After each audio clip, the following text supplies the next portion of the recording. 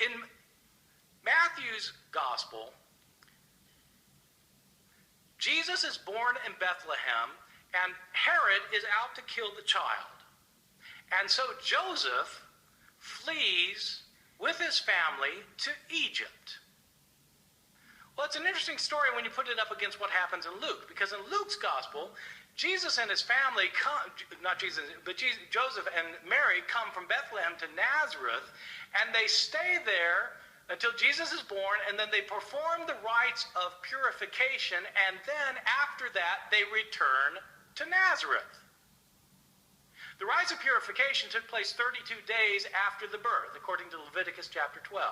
And so in Luke's gospel, they return home a month after giving birth. But in Matthew's gospel, they go to Egypt.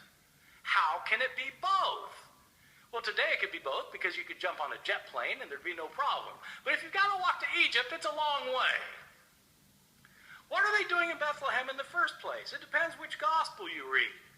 In Luke's gospel, the reason they're in Bethlehem is because there's a tax where the entire world has to be taxed under Caesar Augustus. And so Joseph has to register for the tax in Bethlehem because even though he lives in Nazareth, his ancestor David came from Bethlehem. And so he goes to register for the tax in Bethlehem with his betrothed. She gives birth there. After she gives birth there, 32 days later, they go back. I can tell you there was no tax under Caesar Augustus that the whole world had to be taxed, and everybody returned to their ancestral home. Joseph goes to Bethlehem because David was his ancestor. David lived 1,000 years earlier than Joseph. You mean everybody in the Roman Empire, the whole world, is returning to their ancestral home from 1,000 years earlier to register for a tax?